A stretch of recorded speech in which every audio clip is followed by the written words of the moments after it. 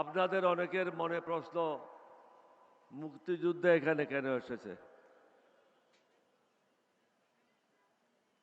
আপনাদের হয়তো অনেকের জানা নাই, 2001 সালের পরের থেকে বিএনপির সাথে নীতিগতভাবে অনেকগুলি জিনিস আমি মেনে নিতে পারি নাই।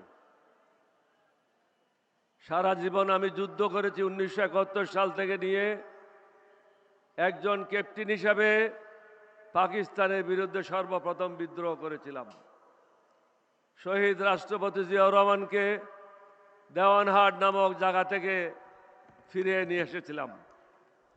যদি উনাকে ওখান থেকে ফিরিয়ে না নিয়ে আসতাম, হয়তো 5 মিনিটের মধ্যে উনাকে গুলি করে হত্যা করে কর্ণফুলীতে ফেলে দিত। পরে দুজনে গিয়ে বাংলাদেশের স্বাধীনতা ঘোষণা করা হলো। লক্ষ্যটা কি ছিল? এটা ন্যায়ভিত্তিক সমাজ হবে, অর্থনৈতিক মুক্তি হবে, বাংলাদেশের মানুষ সুখে শান্তিতে বসবাস করবে। দীর্ঘ 25 বছর কি দেখেছি? ভারতের দালালেরা, মোদির দাসেরা দেশ পরিচালনা করেছে। এখন জাতিকে সিদ্ধান্ত নিতে হবে। আমি ওই দিনও বলেছি, বিএনপিকেও আপনারা ক্ষমতা দেখেছেন, আওয়ামী লীগকেও ক্ষমতায় দেখেছেন, জামাতের 2 জনকে ক্ষমতায় দেখেছেন।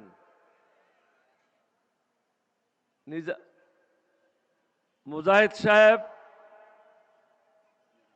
এবং নিজামী সাহেব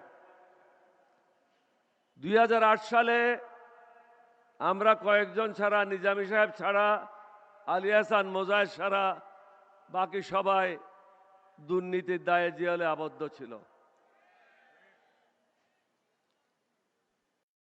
আজকে দেশের কি অবস্থা? আমরা কাপড় পাল্টাচ্ছি, নাম পাল্টাচ্ছি, কিন্তু দুর্নীতি থেকে আমরা বের হতে আসতে পারি নাই, চাঁদাবাজির থেকে বের হতে আসতে পারি নাই। আমরা যারা আজকে মঞ্চে বসে আছি, আমরা আজকে আমাদের জীবনের শেষ যুদ্ধ। এই যুদ্ধ হবে 1971 সালে যে স্বপ্ন ছিল, সেই স্বপ্ন বাস্তবায়ন করা। ভারতের দাসত্ব মুক্ত বাংলাদেশ, চাঁদাবাজ মুক্ত বাংলাদেশ, দুর্নীতি মুক্ত বাংলাদেশ, যেখানে গরিব ধনীর মধ্যে বিচারের কোনো পার্থক্য থাকবে না।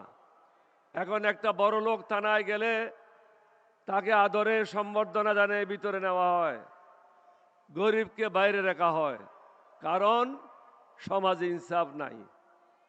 আমরা যারা এখানে আছি, আমরা ওয়াদাবদ্ধ, নতুন বাংলাদেশ আমরা আপনাদেরকে উপহার দিতে চাই। সমগ্র জাতিকে চিন্তা করতে হবে। আজকে যারা আমাদের বিরুদ্ধে আছে, তারা দিল্লি সেবা দাস হিসাবে নিজকে পরিচিত করেছে। সেবা দাসদেরকে আমরা বাংলাদেশের দায়িত্ব দিতে পারি না। সেবা দাসদের হাতে আমরা বাংলাদেশকে হস্তান্তর করতে পারি না। তাদের হাত থেকে দেশকে যে কোনো উপায়ে মুক্ত করতে হবে। মুক্ত করার একমাত্র উপায় হলো, আপনারা শুনেছেন বিএনপির মহাসচিব বলেছিল, এই অগাস্টের মুভমেন্ট যেটা হয়েছে, এটাতে আমাদের কোনো অংশগ্রহণ ছিল না। এটা তারই কথা, আমার কথা না। তাহলে বিএনপি এখন যে অবস্থায় আছে, এটা তারা চায় নাই, তারা হাসিনাকে চেয়েছিল। আর আপনারা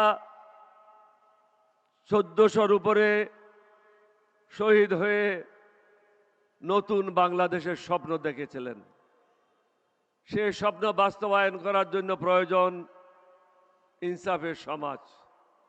তাই আমি সমগ্র জাতিকে একজন মুক্তিযোদ্ধা হিসেবে অনুরোধ করব। কিছুক্ষণ আগে জুলাই মুক্তিযুদ্ধ এখানে বক্তব্য রেখেছে।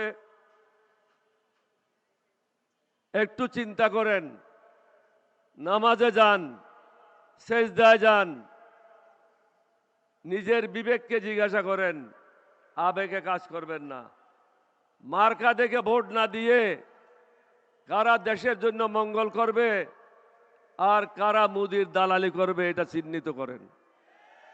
দালালদেরকে ভোট দিলে হাসিনা যেভাবে আপনাদেরকে অত্যাচার করেছিল অনুরূপভাবে অত্যাচারিত হবেন। কেউ আপনাদেরকে মুক্তি দিতে পারবে না। সমগ্র জাতিকে একটা জায়গায় এসে অবস্থান নিতে হবে। আজকে যে 11 দলীয় ঐক্য জোট গঠিত হয়েছে, 11 দলীয় ঐক্য জোটের প্রার্থীরা যে যেখানে আছে তাদেরকে ভোট দিতে হবে।